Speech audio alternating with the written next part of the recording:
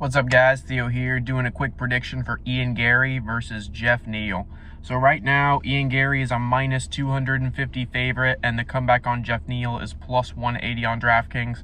And guys, I kind of like Geoff Neal here, to be honest with you. At first, my gut reaction was that I didn't think he would win this fight, but after going back and watching tape and kind of taking in a lot of both of the two fighters and trying to get reads on them, there's just something I really like about Geoff Neal. I think I'm just personally fond of him. I always kind of have been. I always seem to expect him to be able to do things, great things, and then he always just falls like a little bit short.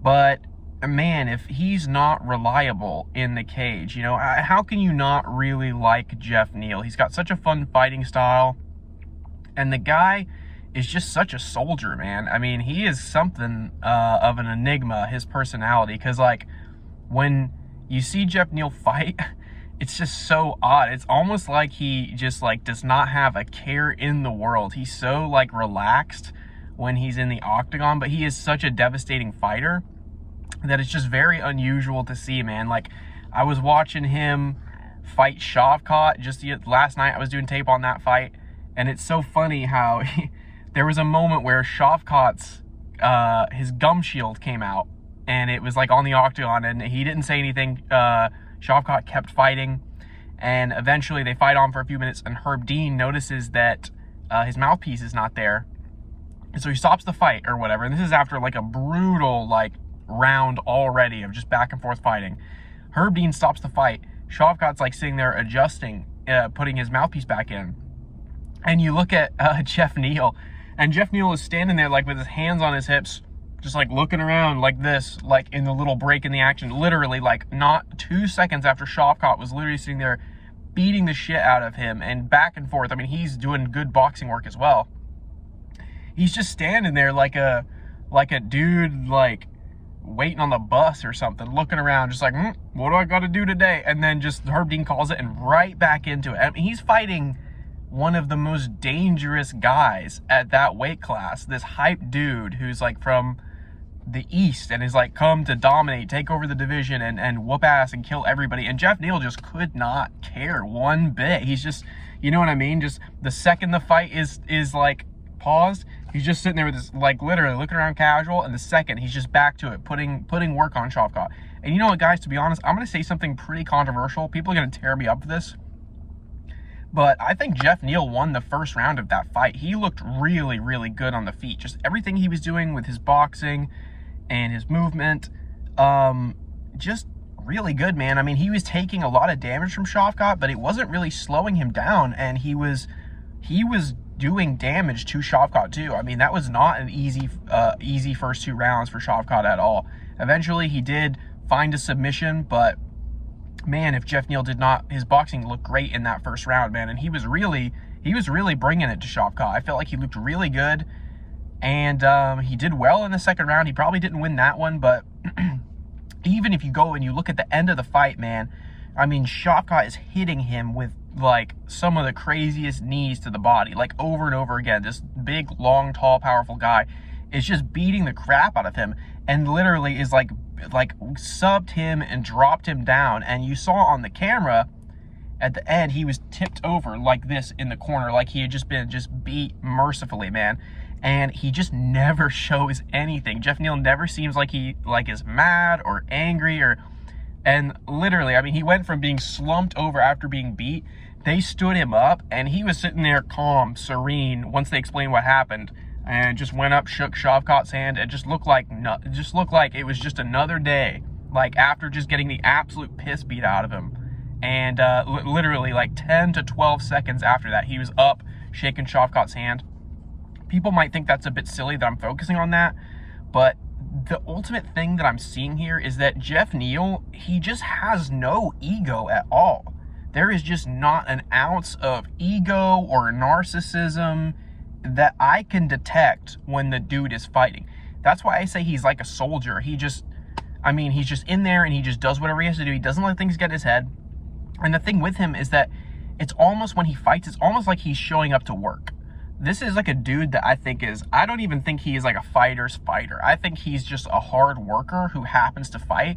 And I think he's just a guy that likes to work. That's honestly the impression I get from him. He just seems like he's just very willing to get yelled at in the corner. I mean, his coach, Eric Nixick, is like famous for giving fiery corner advice. And there's times Nixick will be yelling in his face, telling him, you're backing up, you're being a fucking pussy, you need to go forward. Not. And this guy's, Geoff Neal, is sitting there going, yes, sir.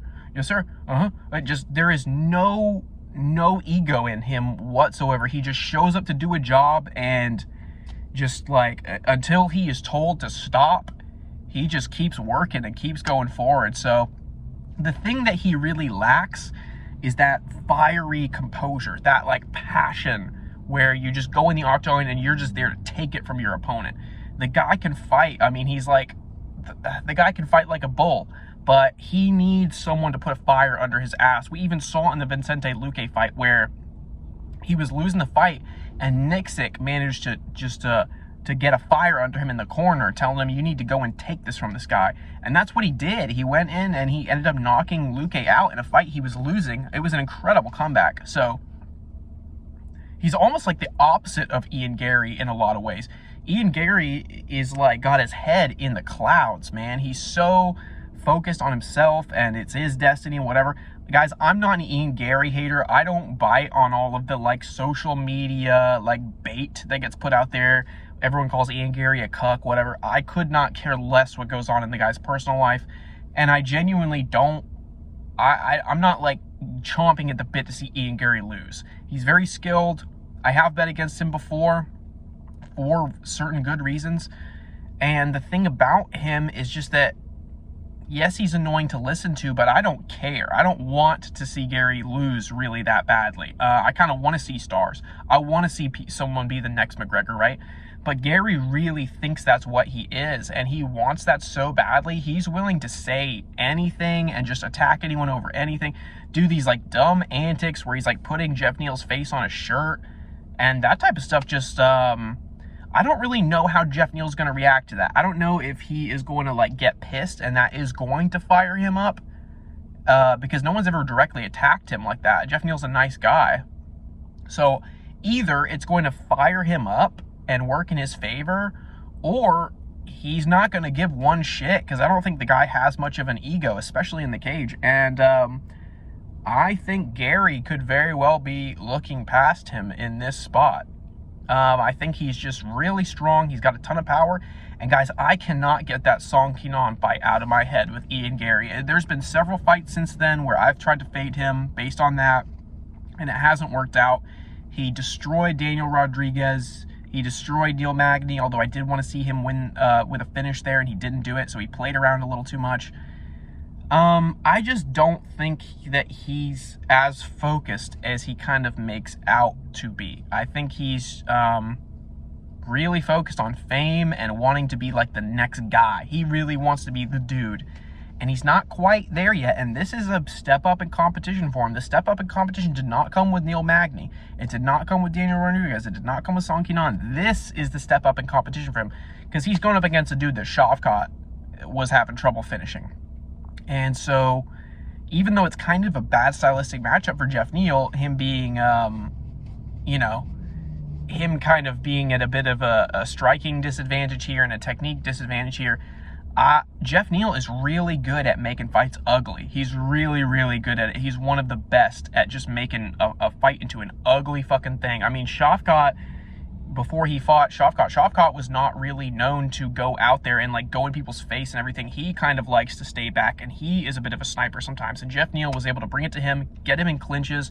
He's just very good. He's not the best in the clinch, but he's good at just getting in guys' faces, closing distance, and making it ugly. And if Song Kenan can rock and do that much damage to Ian Garry where he almost finished him, Geoff Neal can absolutely do that. And Geoff Neal rocked Shavkat at least once in that fight very, very well. And I did not remember that, but until I watched it back the other day, there was a moment in either the first or the second round, I believe it was the second, where he rocked Shavkat badly. And Shavkat's got a great chin, and he came back, and Shavkat's a warrior on his own right. So, you know, he was able to win that fight. But man, I don't know if Garry is going to be able to survive the pressure when Geoff Neal turns this up, because I don't think Gary's going to finish him in the first round, and I think Eric Nixick is going to be screaming at Neal in the corner, and I think he has the power to finish this fight. So at plus 180, again, this is not a bet against Ian Garry because of his personality or anything like that. I could not give less of a shit about that.